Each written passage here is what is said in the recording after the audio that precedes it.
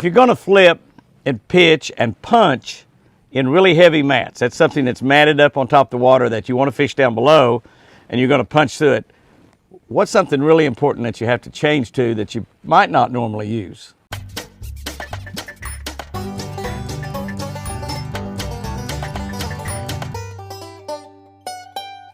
Good morning, guys and girls. Happy Independence Day. I hope a lot of you are on the water right now.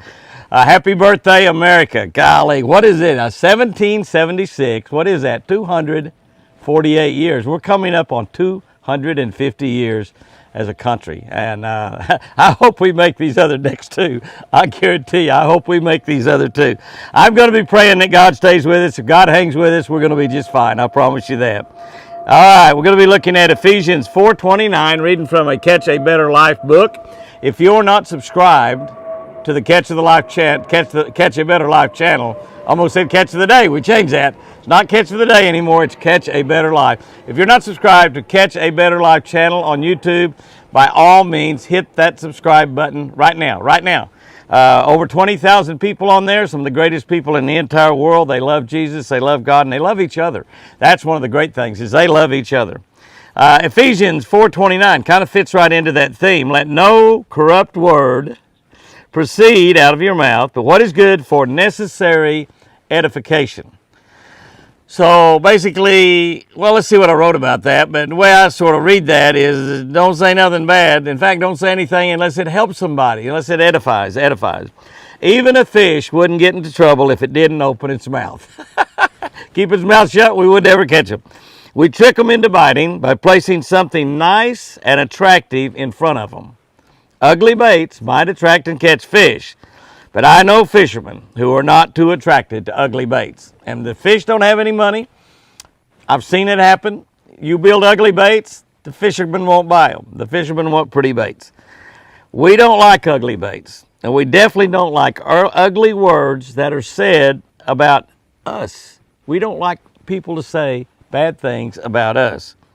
But what about our words? What about our language? Yeah. That's what we're going to be talking about. As you can see from today's verse, Christians should never, you know what I say? Christians should never use bad words, even when we get a backlash or lose a personal best. And yes, guys and girls, I'm talking to myself just to tell right here. But more importantly, and here's the deal. Let's look at the verse again. Let no corrupt word proceed out of your mouth. That means, like I said, we should never use bad words. But what is good for necessary edification? So we must speak words that encourage. We must speak words that instruct. We must speak words that lift other people up. That's what edification means. That's what edify means. We must edify them. We must lift them up. You know, Tony Mack had a song a couple of years back, Speak Life. Your words can actually speak life or death into other people. They can speak happiness or sadness into other people. They can speak joy. They can speak words that take heartache and turn it into hope and promise. Your words are very important. Let's make it our goal today to do just exactly that, to let no corrupt word proceed from our mouth, but only what is good for necessary edification. And let's see how that works with others. Let's see how God reacts to that. Because I'm believing that if we do that today, God's going to bless us. We do that tomorrow, the next day, and it becomes a habit in your life. This is what you're doing. And I run around with a lot of guys that use some really colorful language, you know, and sometimes when I'm running around with those guys, I catch myself slipping in there and doing the same thing, and I go, Jimmy, wait a minute. Get in the habit. If you use bad language, if you gossip, if you say something bad about people, if you're even could be your own husband or your wife or your kids, that you're always saying something negative or something bad about them, try to get in the habit of catching yourself right before you do that and just don't say it. Instead, turn it around. You can turn everything around. Turn it around and say something nice instead. And I promise you, life will change around you dramatically. And you're going to put a smile on God's heart. When you put a smile on God's heart, He's going to bless you. And boy, He's got the power to bless. He's got the power to bless. Here's our tip for today. Move to heavy tungsten weights, 1.5 ounce and bigger, to punch through thick mats. Tungsten.